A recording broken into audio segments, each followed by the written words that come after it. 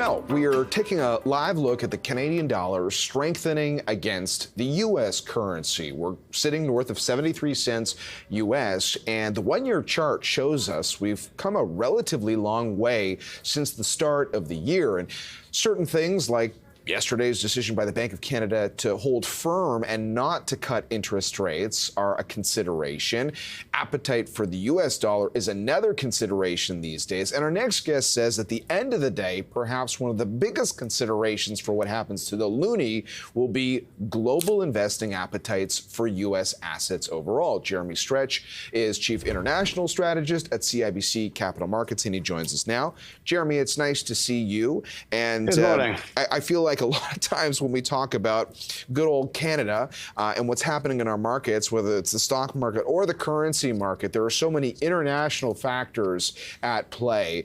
Let's just start with what have been the drivers to the Loonie, which I believe it's like an 8-month high against the American currency. What would you say have been the key drivers this year?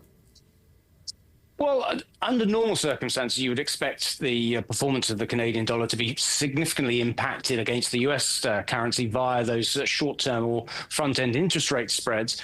But as you've mentioned, I think we've moved into a scenario where we're focusing much more from an international investor perspective in terms of the challenges in terms of holding and maintaining US asset holdings.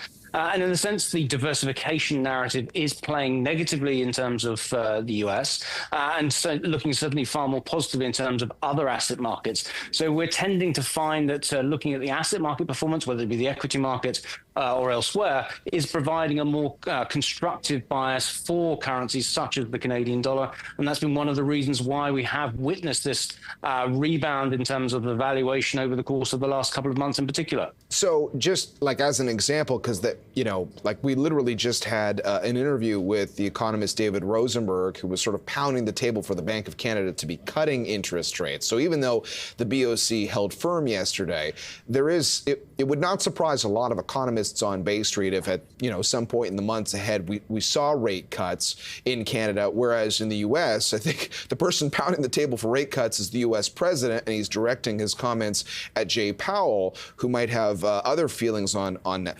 But yet, those dynamics, which usually would result in a different trend for the currency, the bigger influence is just what's the broader appetite for the U.S. dollar globally or for U.S. assets right now? Yes, that's absolutely right. So I spend an awful lot of time at CIBC talking to our central bank and sovereign wealth fund clients. We have a particularly strong presence in that marketplace. And those investors are asking the questions about that reserve diversification and the maintenance of US dollar holdings. And so there is that appetite to look at alternative markets, look at alternative investment destinations where there is good governance, where there are stable political dynamics. And obviously the election, in a sense, has removed one of those uncertainties from the Canadian dynamic, as well as a reasonably stable or a constructive fiscal backdrop relative to elsewhere. So that does provide appetite and interest in terms of Canadian products. And if you look at some of those sort of trends in terms of overseas purchases of Canadian fixed income paper, those are generally seemingly to be reasonably positive. And so I think that is providing a broader constructive backdrop as far as the Canadian dollar is concerned. That has witnessed a strong rebound over the course of the last couple of months. And it does look as though we could even extend a little bit further, although having said that, we are still mindful that, as you say, that the Bank of Canada may not yet be done in terms of policy easing. So that might be one of the factors which could temper a little bit of the enthusiasm. But ultimately, it's that dollar diversification story which seems to be the preeminent one. Okay, so for your clients and for your teams, you tend to put a lot of charts together, and we made our own graphic based on one of your charts with performance of the currency and the pair of the U.S. dollar and the Canadian dollar since Liberation Day. And I think what was interesting about this year was, in the stock market, you had a lot of people saying this was a year to be diversifying away from the United States. We certainly saw that reflected in equity performance and continuing after Liberation Day. But then when everybody charged back into U.S. stocks, you saw that, demand for basically U.S. assets very quickly come back. So we're looking at a chart right now which is directionally, it's different than what we were showing with the Loonie chart, because when we typically show our audience the Canadian dollar quote, we show it with the Canadian dollar against the U.S. dollar. This particular chart is looking at what more global investors look at, which is the U.S. dollar against the Canadian dollar. But it's a correlation. You compared that with U.S. equities. So what has been the biggest takeaway from this chart? What is this chart telling us about 2025?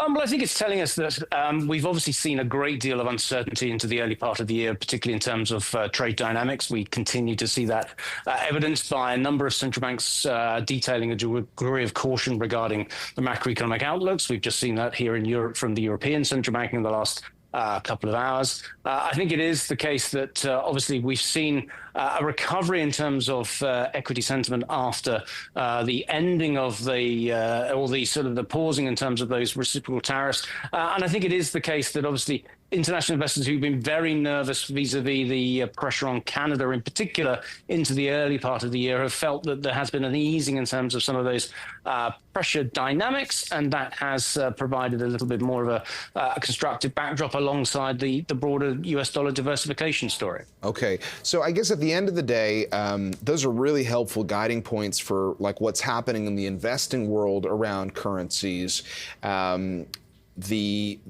If we were to quote the Canadian dollar, the Loonie in CAD US, what would be your prediction on where the Loonie maybe trades for the rest of the year? We're moving into the summer period. Maybe people are doing some traveling as well, so I'm sure they're curious about kind of currency levels. What would be, in your opinion, sort of a fair expectation for people on where the currency trades?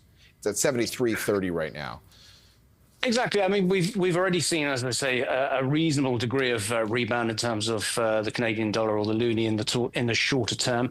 I think it may be difficult to extend those moves, at least in the shorter term. So I think we are going to be very much focusing on the data backdrop. So particularly in the focus of the employment data that we get tomorrow and the prospect of a higher unemployment threshold. So that might just encourage a little bit of amplification in terms of policy pricing for the Bank of Canada in upcoming meetings. So I think that would probably temper further or immediate Canadian dollar gains from here. So I wouldn't necessarily be fully expecting a significant appreciation from sort of current levels over the nearer term. As I say, those longer term investment flows I think are much more challenging for the US side of the equation. But I think from the nearer term Canadian dollar perspective, we need to look at the data. And as I say, that puts us very much squarely in focus in terms of that employment number tomorrow. Okay, great perspective. Jeremy, thanks a lot. Jeremy Stretch, Chief International Strategist at CIBC Capital Markets.